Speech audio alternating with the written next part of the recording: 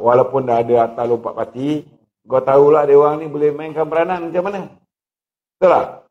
Dia orang mungkin tak keluar parti, tapi dia orang boleh sokong orang lain daripada menjadi Perdana Menteri. Boleh. Jangan main. Tidak ada sebarang peruntukan yang mengatakan bahawa ahli parlimen mesti ikut semua keputusan yang diambil oleh majoriti parti yang dia wakili. Tak ada.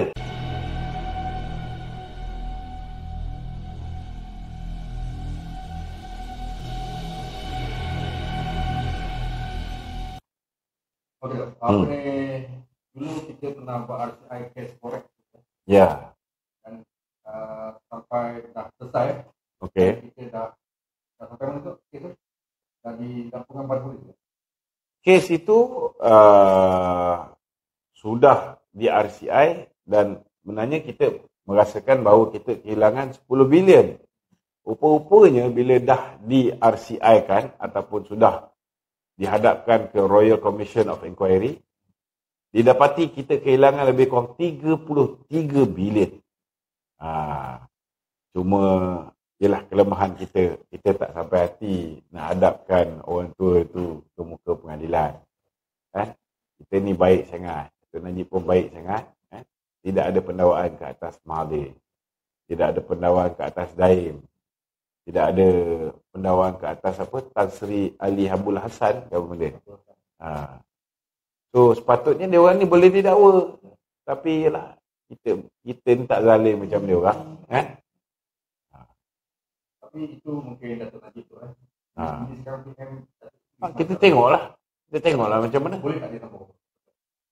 Masalahnya sekarang ni RCI ke atas Tommy Thomas punya dakwaan bahawa Tun Dr. Mahathir, Lim Guan Eng, pemimpin-pemimpin Pakatan Harapan campur tangan dalam sistem perundangan pun sampai sekarang tidak dibuat. Buatlah tu dulu. Barulah sibuk buat RCI lain. Buat tu dulu. Perdana Menteri dia kata tu dia kalau nak umumkan diari tu dia perlu dapatkan laporan daripada kajian sikap daripada BN lah. Dia semua komponen dalam BN terlibat. Jadi dalam keadaan itu dia akan membuat keputusan lah. Jadi apa pandangan Datuk? Dia macam ni lah. Macam saya selalu cakap.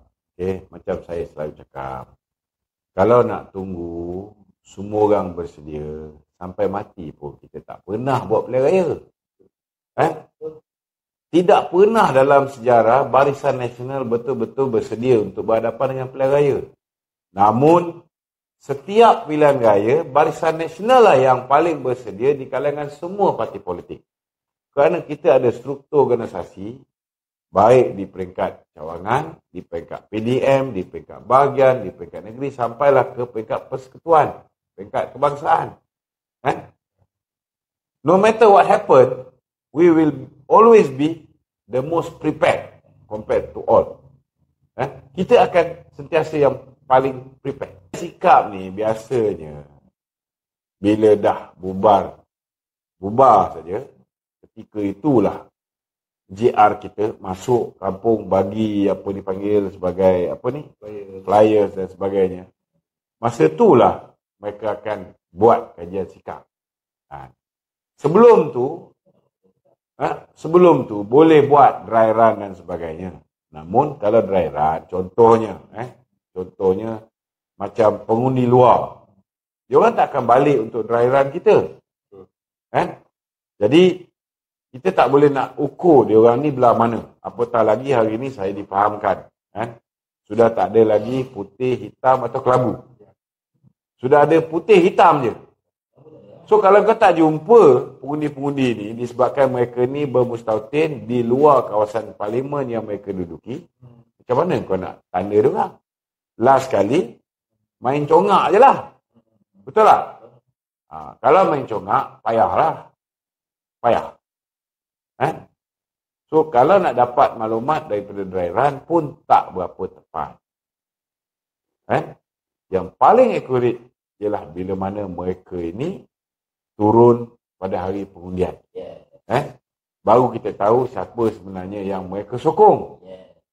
Namun setakat ini kan, kalau misalnya pilihan raya itu diadakan bulan 2 tahun 2020 yang lepas, saya berani jamin BN dan PAS akan pukul bersih bersama dengan BN dengan masuk MCA, MIC dan PAS akan pukul bersih 2/3 majoriti. Okay. Namun disebabkan kita dah bekerjasama dengan Bersatu, ianya mendatangkan banyak kerosakan. Nama kita yang cantik, indah, murni akhirnya rosak. Kemudian tubuh pula kerajaan Perikatan 2.0 yang dinamakan Warga Malaysia. Disebabkan Datuk Seri Ismail Sabri hanya mewarisi apa yang ditinggalkan oleh Muhyiddin Yassin. Jadi tak banyak benda yang dia boleh buat. Tangan terikat, banyak keputusan dia kena ikut. Seperti mana perjanjian dengan Tan Sri Muhyiddin, mengekalkan kabinet lama, mengekalkan polisi lama. Jadi apa dia boleh buat? Banyak benda dia tak boleh nak buat. Itu sebabnya kita perlukan mandat baru. Bila dapat mandat baru, kalau dia masih lagi mengikut, ni tanda-tanda dia nak mengikut parti tu sudah nampak sikit. Dah nampak sikit. Kita pun malas lah. Kita kalau boleh pun tak nak tegur lagi. Pujuk dulu dah lama pujuk. Bila pujuk tak jalan, kita tegur. Kita pujuk balik lah. Pujuk balik lah. 2-3 hari ni kita pujuk lah. Sebab dengar-dengar cerita macam positif. Macam nak bubar ni. Macam nak bubar. Kita harap pilihan raya ni bulan 9 lah. Hendaknya. Kalau misalnya semua ikut putusan parti, tak ada lagi kata-kata nak tunggu kajian wanita pun semua sekali. Betul tak? Bukankah cantik benda tu? Betul tak? Kita pun tak nak buat kerja-kerja. It's not good for the party. Kita harap cukup lah. Ikutlah parti. Kalau semua ikut parti, semua bersatu dan nak berhadapan dengan pilihan raya ni, semua okey. Tak ada masalah. Dia pun habis meeting tu. Kita harap okey lah. Okey? Okey, baik. Alright. Dari dalilan rakyat tadi tu ada yang kata sini tu ada lah. Kata 2014 sebabkan tsunami politik. Kali ni dia terpaksa buat baru baik. Mungkin makan masa sikit. Dulu sebab tak apalah. Tak kira lah makan masa ke tak makan masa ke. Pertama sekali kita kena bubar segera. Dan kita kena buat pilihan raya kita paling lewat bulan 9. Jangan tunggu sampai musim banjir bulan 10. Kita pastikan kita ada satu kerajaan yang kuat menjelang bulan 10 supaya kerajaan ini boleh bersama rakyat mengatasi masalah banjir yang akan mendatangkan kerugian berbilion ringgit kepada rakyat. Let us focus untuk jaga rakyat selepas bulan 10. Selesaikan semua politicking, uncertainty, keadaan yang tidak stabil ni semua sekali, selesaikan bulan ni, bulan depan. Settle it once and for all. Dah settle, lepas tu kita fikir. Pertama, macam mana nak berhadapan dengan musibah banjir. Kedua, kita fikir macam mana nak kukuhkan ekonomi kita. Macam mana nak bawa balik foreign direct investment. Macam mana nak kukuhkan nilai ringgit.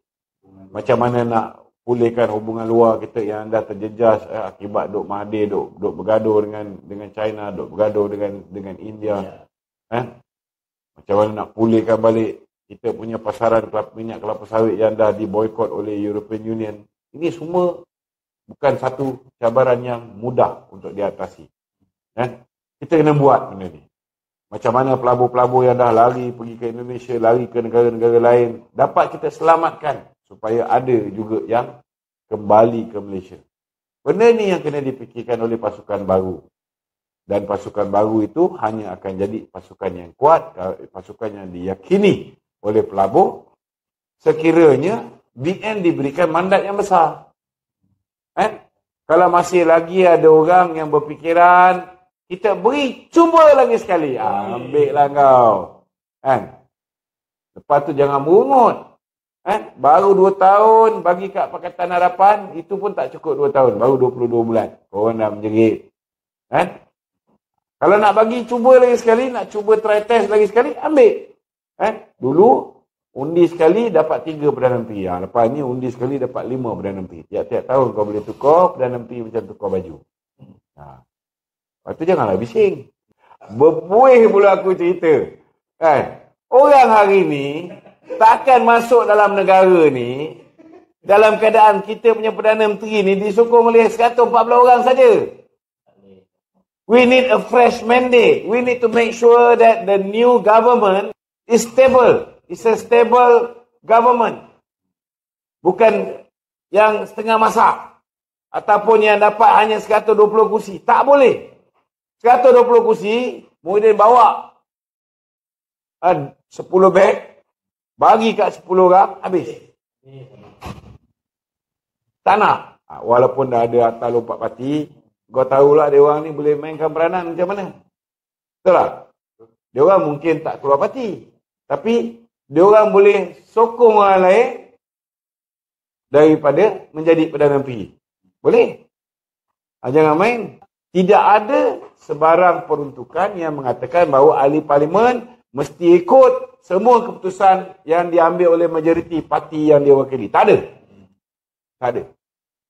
Kena ingat.